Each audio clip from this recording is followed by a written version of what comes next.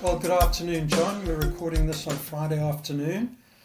And apart from the spectacle of watching Mr. Trump and Elon Musk taking potshots at each other, which I think the whole financial world is enjoying, it's been quite an interesting week, hasn't it, John? We've had GDP numbers out in Australia. We've had the OECD reducing its growth forecast for the global economy. Quite a lot of other things of interest. Where should we start? Perhaps let's start with the ASX, very close to reaching an all-time record. I think it's within half a percent of reaching an all-time record. And now on a forward price earnings ratio of 19. Are we getting ahead of ourselves? Well, we talk about it every week, Paul. I mean, it's really indexing at its extreme, and we've got Commonwealth Bank really pushing the index to that high as it pushes through previous highs. 180.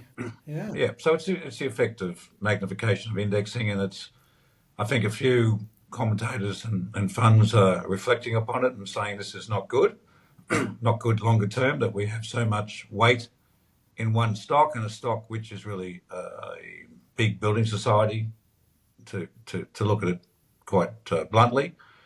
You know, the bulk of its lending is against housing, mortgages, and we all know the housing market of Australia is very fully priced, and it has aspects of a bubble, you know. So you've got a business making earnings, and its earnings are not growing much from an inflated market with highly indebted borrowers. You know, if that's the best that Australia can come up with as a way of investing in Australia for foreign index buys, it is quite a disturbing feature of Australia. Yeah. Now, the growing of the market is against the observation, as you opened up with, about the very low economic growth for Australia.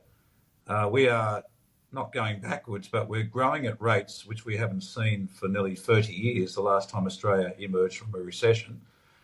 The business investment cycle is at recession-type lows. And the bigger issue and the disturbing issue is when you look at GDP on a per capita basis. Per capita GDP is negative. Yeah. We're going backwards.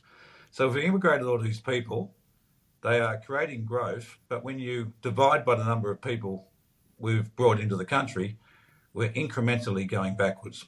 And that's an appalling situation, and it needs dramatic government intervention, and it needs an intervention through some sort of national agreement with unions and business to invest, the workforce to actually work harder, to try and adjust, you know, the wages growth, and bring it back to a productivity. But Australia, since the COVID upset, has, you know, we've grown at moderate rates, pushed the growth through immigration, had an inflation surge, now having a wages catch up, but, you know, not productive in terms of we're increasing hours work, but we're producing at a lower rate. Yeah.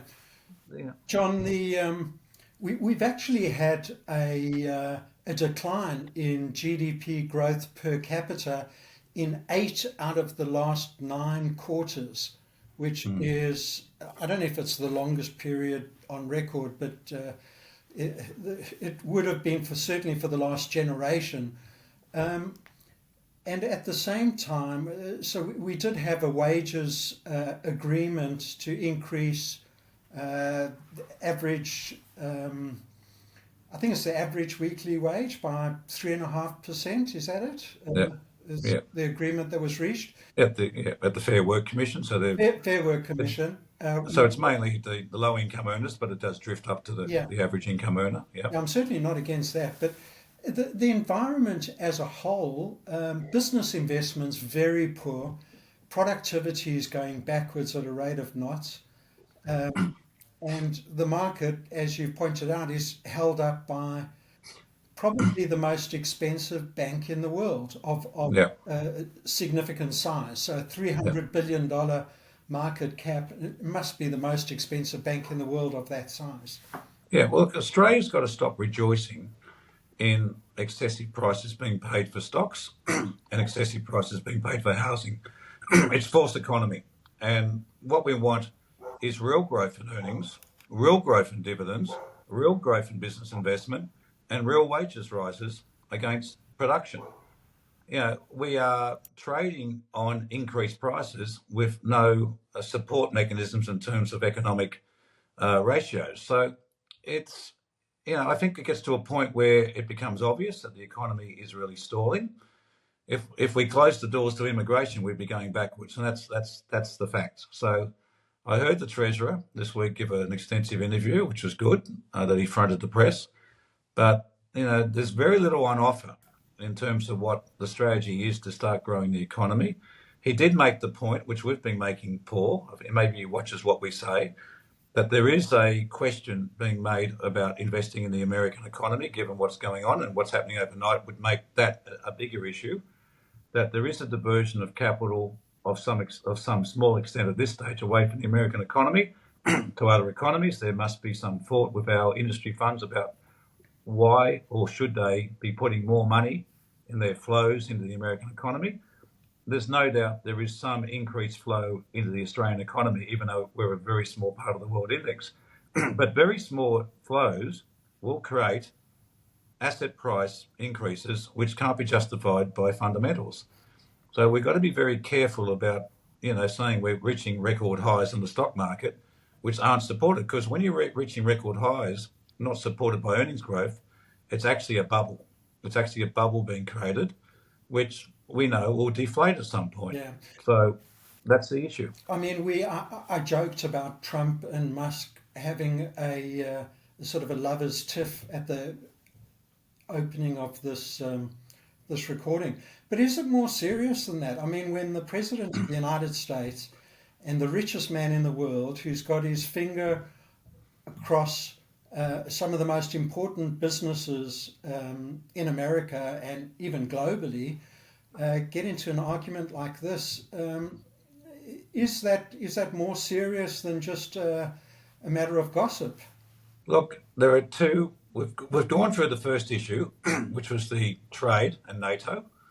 The second one I thought was going to be the Federal Reserve and Trump, but this has superseded that. This has jumped ahead of it, the breakdown of Musk and Trump.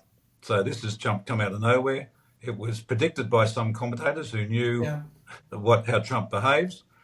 I think it has the potential to be quite serious in terms of the confidence of capital markets, because Trump is stated to turn the blowtorch on Tesla and some of the government contracts. That's an abuse of power. Governments and administrations should do what's best for the people, and they shouldn't be driven by personal antagonism. So we know Trump is prone to that, but these comments are very serious. So are the counter comments, which I don't want to comment upon because they're, alleged potentially criminal acts. This is particularly dangerous for the capital markets and the confidence levels in the bond market and the stability of the American administration. And then we've got what I think was the third big issue, which how does the administration deal with the Federal Reserve and what's the monetary policy settings consistent with the fiscal policy settings, which Elon Musk has said, well, the fiscal policy is a disaster, and the big Trump, tax cuts are going to make the debt situation in America worse, not better. And he's saying that as an ex-insider, and he's also said this morning he hasn't even seen the bloody policy, but he knows it's bad. Yeah.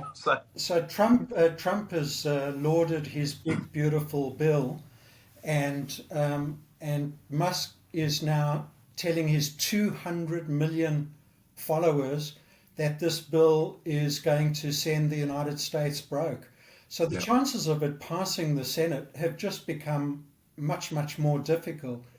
It has to have ramifications, whether it gets amended and so on, sent back to Congress. It's a real schmozzle. Yeah, well, look, the question is, what does it do for foreign inflows into American capital markets? Yeah. Does it attack the confidence levels? Is it another nail in the coffin? I'm already suggesting to you that capital flows are slightly declining, that foreign asset managers are questioning the sustainability of the American financial model.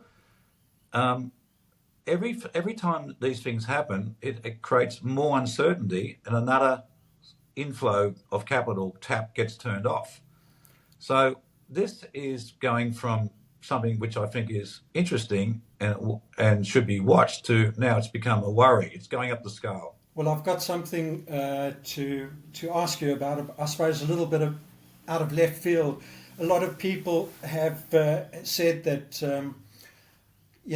US credibility is on the line, and the US dollar is rapidly deflating the confidence of global asset managers, and its status as a global reserve currency is at stake. I'm not one who believes that. I think that the US dollar will survive Trump and whatever he can throw at it, and the American economy is strong enough, and the US dollar is important enough that it'll survive for many, many decades. But there was a proposal put before the BRICS, this alliance between Brazil, Russia, China, South Africa, India, to perhaps use gold as an alternative to the US dollar in some way, and they plan to discuss having gold warehousing facilities and so on. Do you give that any credibility, and does that pose a risk?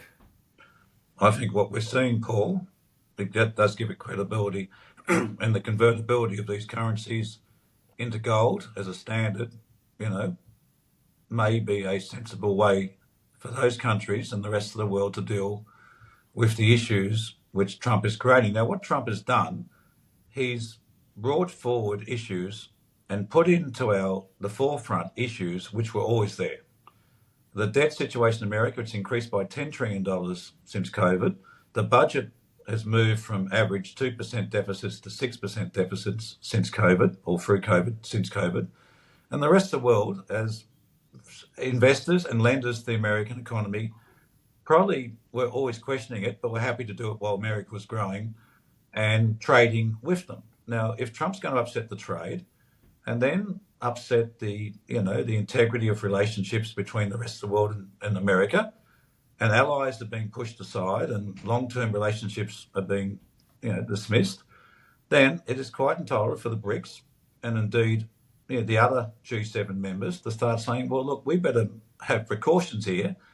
We've relied too heavily on the American dollar. It's worked well in the past, but if that's going to be put into question, we better have an alternative. Now, the Trump administration has said they like cryptocurrency as the future, as their alternative, and no one knows how that works. No. So it's quite legitimate, Paul, for the rest of the world and parts of it to say, no, we want to go back to some sort of gold convertibility standard to justify the value of our currency. So I don't put it out there as something which may not happen. I think it's more likely to happen than not if this is not, if the American dollar and the American relationship with the world is not settled. Mm-hmm. And that's, I guess, your next question is, what's it mean for gold? I think we're seeing what it means for gold.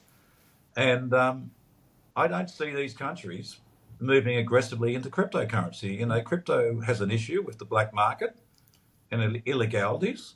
It would be folly for the world to use it as a standard currency, whereas gold has stood the test of time. Yeah, that's exactly the point. I mean, financial markets are notoriously conservative.